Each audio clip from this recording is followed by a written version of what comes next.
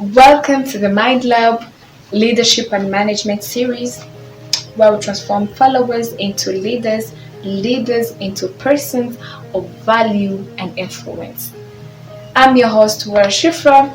Today we're talking about the dark place. Powered by Mind Lab. Right, all right, all right. You're gonna learn today. Learn today. Learn today. Do not miss. With me in the studio, I have Mr. Herbert. How are you, Mr. Herbert? I'm okay, Shifra. How are you doing? Great. So we're going to talk about the dark place where more people want to be great, they want to be mighty, but they don't want to pass in the dark place. By the way, what's the dark place? What's the dark place all over? Like, what's it all about?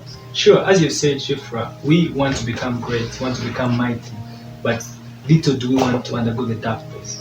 So the dark place is that place where you feel you're inferior, you feel you've lost hope, you feel everything is not working on your side, you feel like the world has left you. To an extent that many of us even feel that God is no longer with us. He has left us. He has gone away like he's not watching. But often in time, Shifra, it is not that he's not watching. The Lord has watched and he will still watch over us. But the issue is that we want instant gratification. We want to become mighty, but we don't want to undergo the process. And it's out of the process that you become. So the dark place is the prerequisite of greatness. So it is me to understand that no matter the circumstances I'm in, no matter the adversities I'm facing, no matter the challenges I'm facing, the Lord is still there because he's good yesterday, he's good today, and he was good tomorrow. So no matter the storm, he's always there. So it is up to us to first understand that the Lord is there.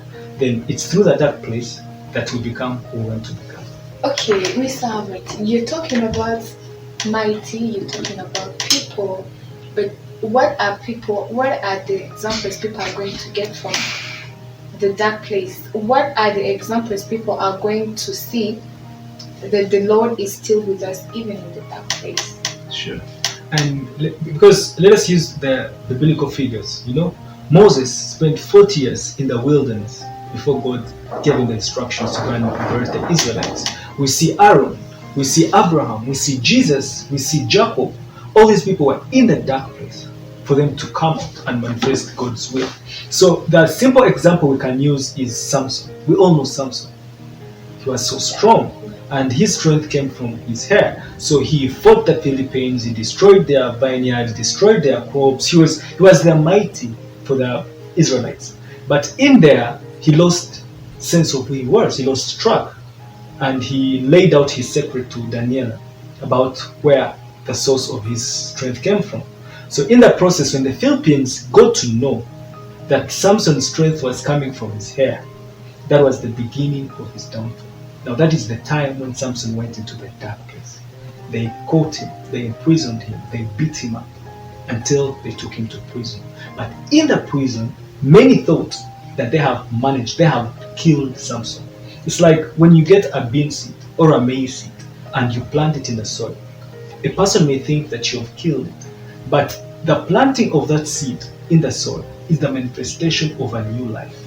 It's that you've given it a new life. It's going to germinate and become something great. So it is what happens in the dark place. It's what happens in the soil that manifestation of God's will and power will show tomorrow. Now, when they imprisoned Samson, what they did was they shaved off his hair, but they did not shave off the follicles of his hair because his hair had to grow again.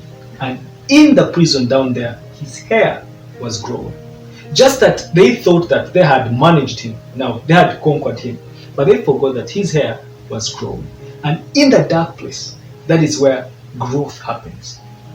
When you plant that seed and cover it in the soil, it starts to germinate. It starts to set roots in the soil, and then it has to sprout out and become that fruit, become that tree, that plant that you've planted. So it's in the dark place that also Samson managed to grow his hair back, literally meaning he was growing his strength in the dark place.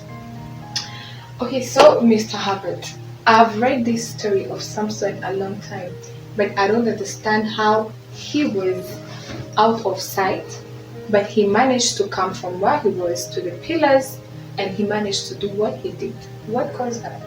Yes, Shifra, you see, when the Lord puts you in the dark place, it's not that He has forsaken you.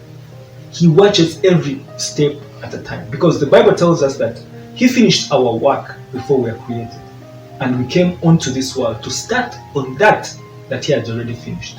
So whenever He puts you in the dark place, that means He has laid forth all the needs, whatever you have, whatever you need, whatever is supposed to take you to the spot where you're meant to unleash your strength, where you're supposed to manifest the greatness in you. So Samson did not have the sight. He didn't have eyes because his eyes had been removed.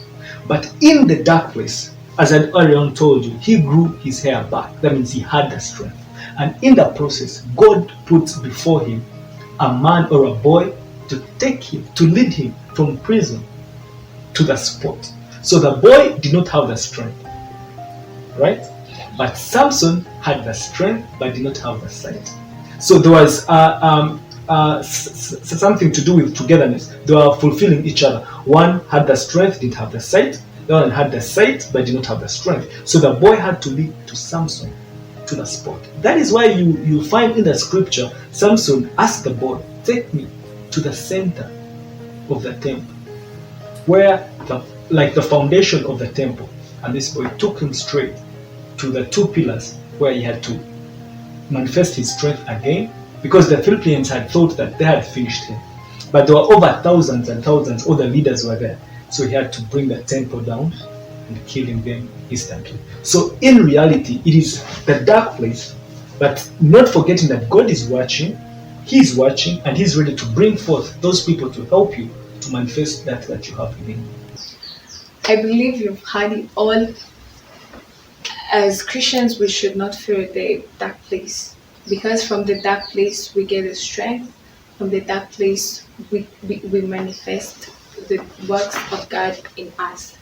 I believe this discussion has been fruitful to you. So see you in the next discussion. I'm Shifa. Powered by Mind Lab. All right, all right, all right. You're gonna learn today. Learn today. Learn today. Do not miss.